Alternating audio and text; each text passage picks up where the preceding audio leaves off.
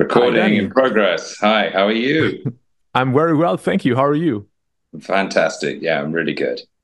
Yeah, thanks for taking the time. There's a lot of cool stuff to talk about today, and I'd like to start with Dreamers in the Field, your Oh, new yeah. record with Huun-Huur-Tu and Carmen Rizzo. Can you explain a bit who Huun-Huur-Tu are and why they had such an impact on you? Well, Huun-Huur-Tu, for those of people who haven't come across them yet, are one of the most incredible groups of world musicians. I mean, they are from Tuva, and that is in the Russian Federation, which borders kind of Mongolia slightly. And it's a beautiful place of plains and rivers and mountains, and they live in yurts. It's they're a Tuvan sort of men of nature. And the country is incredible. I mean, it's the religion is kind of a shamanistic based, nature based religion. I guess not too dissimilar to either Shinto or paganism, which is very in tune with the land and in tune with the spirits of the water, the sky. That everything has a spirit, and consequently, it makes these people these incredibly deep, beautiful people, and their music comes from a place um, so long ago that it was sort of before speech. So the sounds and the throat singing that you hear, it's been passed down and passed down and passed down. But I mean, originally it's emulating the sound of the river, emulating the sound of the wind in the trees, or emulating the sound of the wind in the grass, or the birds, or the horses, as they gallop. I mean, it's music, man using his voice to become close to nature. And that for me is incredibly appealing. I love nature, and I love, I've been a meditator my whole life. I've spent a lot of time in the forest. I live in the forest, and um, being close to nature is something that's incredibly healing. And I think that a lot of this um, healing tone, obviously because of the nature of broadcast radio, we don't ever listen to things in 432 hertz, middle A. So music is sort of intentionally aggravating for us. And if you return to some of the sort of more, um, I don't want to say the word primitive, because it's definitely not primitive. I guess my dad used to say it's so far back that it's ahead. It's music that's pure, and it hasn't been polluted. And when you hear Native American flute, for example, or the Tuvan throat singing or Tibetan throat singing, it's very much in the old register. Um, and those frequencies are harmonious for your body. So you can heal, you can move energy, you can, sort of elevate your consciousness, and like a sound bath, essentially. So when I first came across them, it was, it moved me so much that it was very emotional. And in the same way in which if you do a gong bath or a sound bath, for those of you who have done that, who is listening, you may have found yourself feel incredibly uncomfortable. Or, we always make a joke of saying bringing someone to a sound bath who doesn't want to go to a sound bath. It's it can be a very uncomfortable experience for a person. You have to want to go and feel that. But even if you choose to feel that, it can provoke anxiety, because it's moving energy. And then once that energy moves, it usually moves into happiness or sadness or joy or laughter, and the energy moves, and then you feel incredibly light and unburdened and relieved, because you're more in tune. Your system is more in tune. So when I first discovered their music, it was incredibly emotional. I mean, I listened to it so much, and you know, it would make me cry. It would make me feel very deep. You know, it was like a deep meditative music, and I just became obsessed with it. I started listening to them every night, and I found some performances of theirs on KCRW and up at Berkeley, which maybe you can stick in your link for your article. There's some shows they did, and it's just understanding when you see them and you see, you know, they're capable of singing 3 notes at the same time and modulating too. You know, it's really it's an incredibly powerful and disciplined way of singing. I mean, it's not like you can just go out and learn it. It might take you years to be able to get the cavity of the head and the chest to resonate. Also, we have sympathetic vocal cords, which are extra to our normal vocal cords, and most people's, they just lie dormant. And, you know, I think that activated in them, definitely, because there are harmonic frequencies in there and resonant frequencies, and also, you know, almost like a chord. You're singing like a chord, which should be impossible for a human voice, but it's not. And if you combine that with the instrumentation that they use, and you know, they were literally playing percussion with horses' hooves, actual hooves. And I was given a set, actually, because I commented on that to Carmen. I said, they're playing drums with the horses' hooves. Like, it's so, you know, when you first see it, it could be like something out of Rick and Morty, you know, but the sound, you know, it's like you hear it, you close your eyes and you hear the music. And it's like you are riding a horse across the plains of Tuva with the birds and the water and the trees. You know, it's far out. It's transcendental. I mean, it will really transport you there.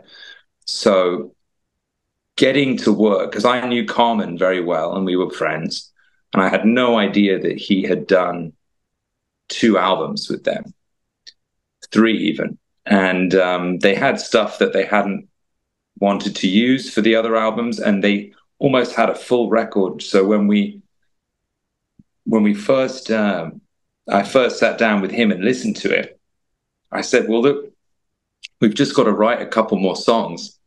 And then, you know, I'll work on these ones because they've already done their bit. And then I'll write some new ones, and then you can go and record them on the other way around.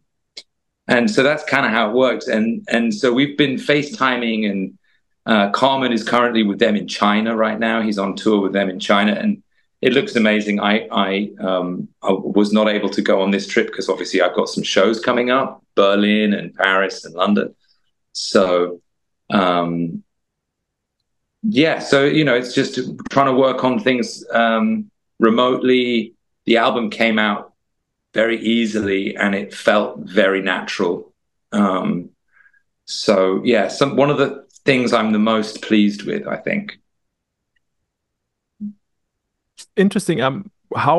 Because besides the throat singing you just mentioned and the horse's hoof percussion, there are also, like, I think it's called dosh pulur. I'm wondering if I pronounce it right. Dosh pulur and eru, which is like almost like a violin but played upright, and they have the headstock is a horse's head, but all the erus are different. So there's no standard size eru. So there's no standardization of tuning of an eru. It's like each one has got its own personality, like a horse. and they play them with a bow and they pick them, and then there's some acoustic guitar in there, and flute. You know, sometimes you see them playing two flutes or one flute and singing at the same time. To hear them do throat singing whilst playing flute is really far out. How did you approach your work on this record? How did you approach working with their style and material and instrumentation? And what was your premise to do the thing? Well, I think it was just don't mess it up. don't mess up what they're doing, you know.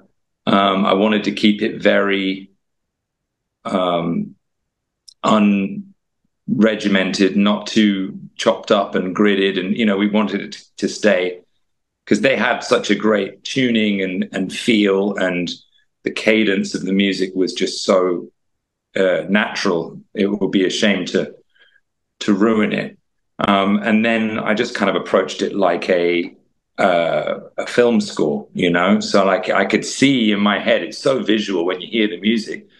It just creates these worlds. So it was like, how do we fit in? And I think the thing that I'd never heard with them before was piano. And there's a beautiful piano at my the home where I grew up, in Friar Park Studios. It's been on all my father's records. It's been on all my records. So it was working out where their tuning is actually in tune with the piano, because obviously you've got 4/3/2, 4/4/1, and there are moments when you can kind of, you don't notice it, but it can kind of go into piano without sounding like it's clashing the tuning, you know, because piano is so fixed. I mean, ideally, in another world, I'd have a piano that would be middle A 4/3/2, like it used to be,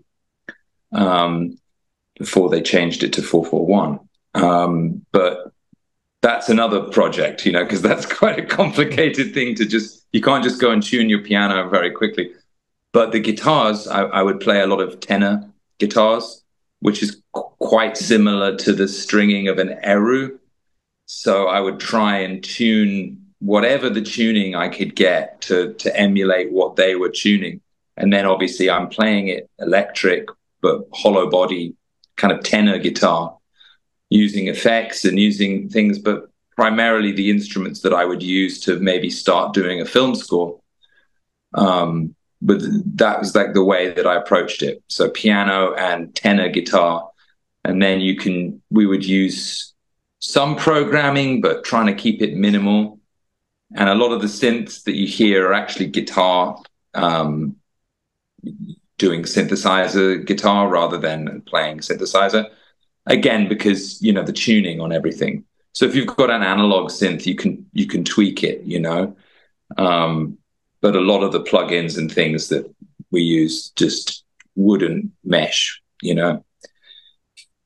So yeah, it was just trying to find bits to complement what they're doing, rather than, you know, make a cradle for this vocal of beautiful vocals and try and leave it untouched, but also put in this kind of maybe slightly more futuristic element. And, you know, the thing that really I get really influenced by, it's like, you know, obviously I'm a big fan of like Vangelis. I love the Blade Runner soundtrack. I love who doesn't? I love the soundtrack for, like, I'm not sure who the actual artist was. I have to check. Ghost in the Shell, the manga, and the second Ghost in the Shell, Innocence. You know, when you'd hear these sort of Japanese discordant voices, it sounds very like world music, but it also has this kind of underlying electro. It ties it together really quite well. And those were the kind of things, like, I could hear in my head how it would work, because I'm a big fan of sci-fi and manga. And, you know, I've heard soundtracks that combine that world music element. And also, like, there was I was obsessed with. You may remember this record. There was a record by a band in England called Left Field, and they did a record called Leftism, which was a house record, kind of deep, trancey house. Came out in the 90s, and I think it was 93, 94. I could be wrong, 95. But that record was the first time I'd ever heard someone like sampling the Bulgarian Ladies Choir, or sampling like Afrikaans, you know, like people rapping in Afrikaans or in Swahili, you know. And a lot of those tracks, and they had a house beat and electro, but there was some really good moments of breakdown into kind of these soundscape. That record was one of those records that I just listened to. I think I must have bought it about 5 times on CD and just burnt the CDs out because it was such a good record. And so I always loved that, using electro music with world music, but it can be done. It can be so cheesy if you do it wrong. You know, it can be just so, you know, it can be a real, like, I guess not the term cultural appropriation, but it can cheapen the music if it's not done really well, you know, because it's not as if those artists need the electro part of it, you know what I mean? But the electro part of it definitely needs that as like a hook or a riff, you know. So trying to be respectful with them was the most important thing, and trying to honor them because they have given me so much, you know, joy listening. It's interesting. Would you say this musical and sonic exploration of folk music from all over the world has been a part of your DNA and childhood too? You just mentioned your father, who of course is very famous for bringing that into popular culture. In your work, it has also been always an interesting and colorful mix of all different influences. Would you say that's been a part of your musical identity all along? Yeah, definitely. I mean, I spent a lot of time, obviously, with the Shankar family and friends. The record was recorded at my house, you know, where I grew up. You know, artists like Hari Prasad Chaurasia, the flute player, the god, you know, of flute, Shiv Kumar Sharma, the god of Santur, you know, Alaraka Khan, the god of tabla, and his son Zakir, who, you know, still, and obviously Raviji, you know, Pandit Ravi Shankar, and his daughter Anushka, who's was his greatest student, you know. So their family, obviously Anushka's a bit younger than me. We grew up together, watching our dads make records, you know, and even produce, you know, Vedic chanting, like Chants of India, which we re-released on Dark Horse. It was actually the first record that we re-released on Dark Horse when we instated the brand, was Chants of India. So it's got the catalog number DH001, which is the most important record, I think. So if you haven't got a copy of that, get a copy of that, because that's one of those mega records that's deep. So yeah, and you know, obviously I'm obsessed with like Native American flute, with Japanese flute, Chinese flute, all kinds of Tibetan, you know, music and healing tones, and all kinds of chanting records. And you know, I listen to sort of everything. Carlos Nakai, you know, the Native American, who is just, you know, that there's an album called Canyon Trilogy, which I hope to work with him sometime, or I've been trying to request to the powers that be that maybe we could do a record with him, because he inspires me so much. And again, it's that you know, if you're listening to this music for 5 hours a day, 6 hours a day, you're actually healing yourself. You know, you're going to live longer. um, so that's one side of what I'm doing, and obviously the music that I'm making, that I'm playing live here now, is a lot different to that, but very. It's all rooted in that. It's just, you know, it's modern music with programming and guitars and, you know, lots of distortion and energy. Um, and there's another project that I'm working on, which I can't tell you about yet, but that's going to be very exciting. And actually, Carmen Rizzo and I are working on another record, this time with it's the Voices of Sofia. So it's like the descendants of the Bulgarian ladies choir, essentially. And a lovely chap called Ivan, who has been helping us with them and doing his recordings and remixing. And so that's going to be a very different project. But again, it'll be in one of the corners of the triangle. You know, we'll have Huun-Huur-Tu, Bulgarian voices, which is, again, you know, the original Bulgarian ladies choir. I had the pleasure of seeing them many times, and that is another thing that's just that. You know, if you're not ready for it, you might end up crying by the end of it. Another great thing I'd like to talk about with you is Inner Soundstage, which is the concert film to your great record, Inner Standing, which you had released last year. So it brings Inner Standing into a live context and in a very, very special concert film. So can you explain a bit about this project? Yeah, well, we actually, to start off with, I just saw that our director, Joel Kazuo Konischild, he just won an Emmy the other night for the documentary of Shogun, the series, which just, I think they cleaned up at the Emmys. They won like 18 Emmys. So congratulations to Joel.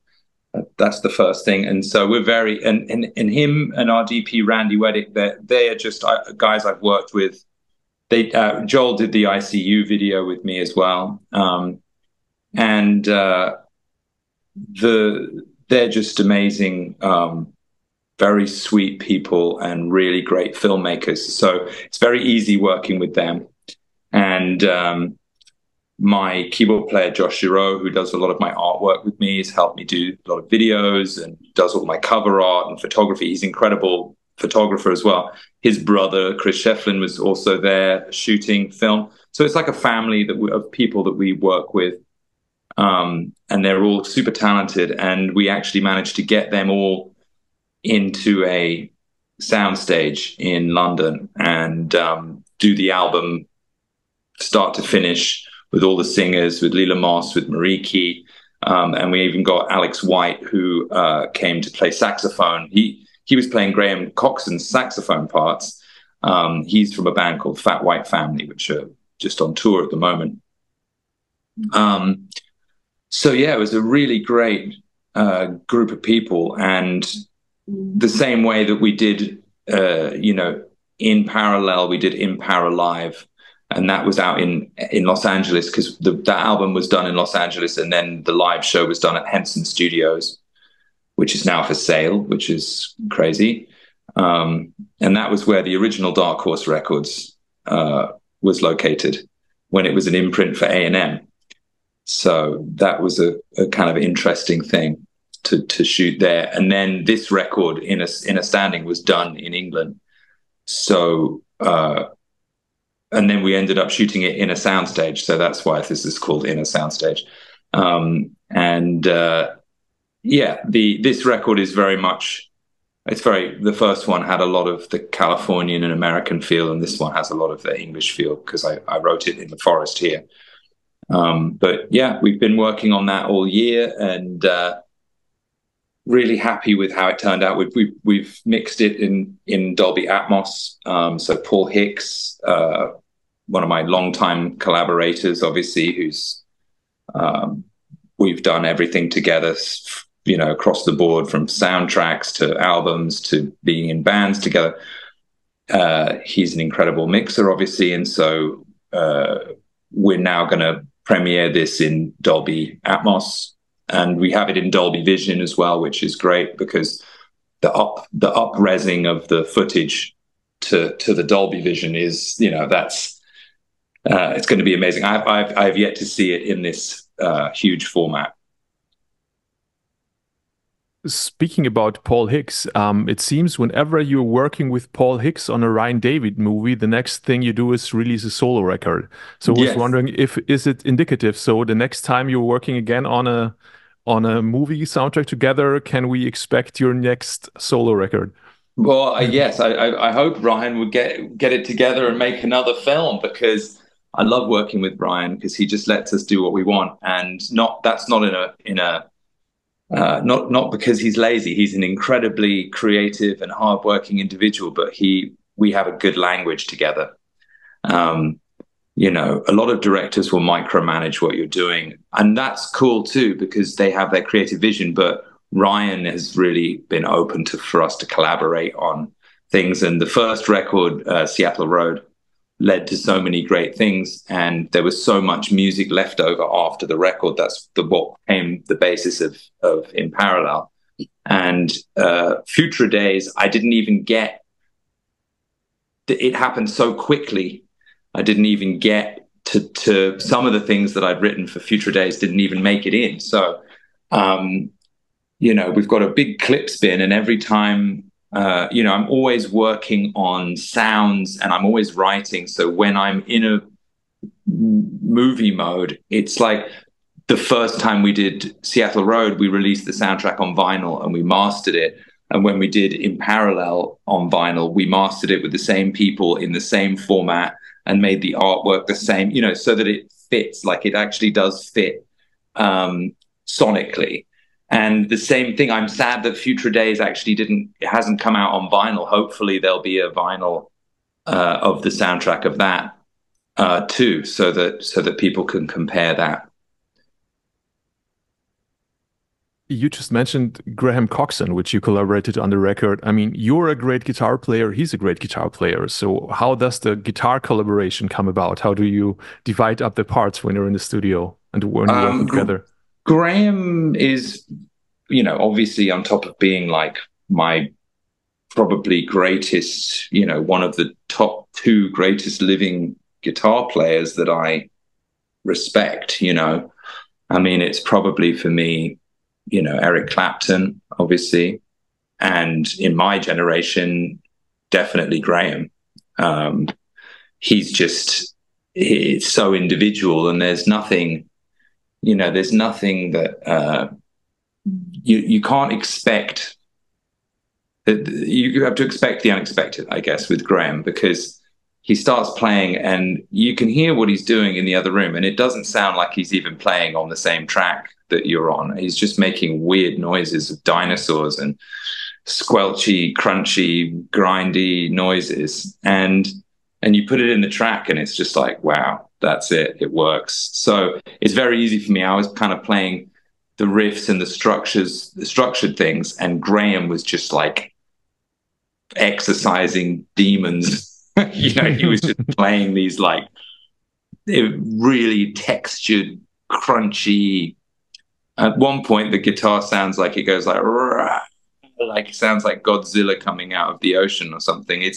There's no real way of describing it. He's an incredible player, and watching him do it, and he's so sweet when he's playing. He's like, "Is that all right?" You know. And then the sound that's coming out is this like terrifying noise, and he's just this really sweet, lovely man.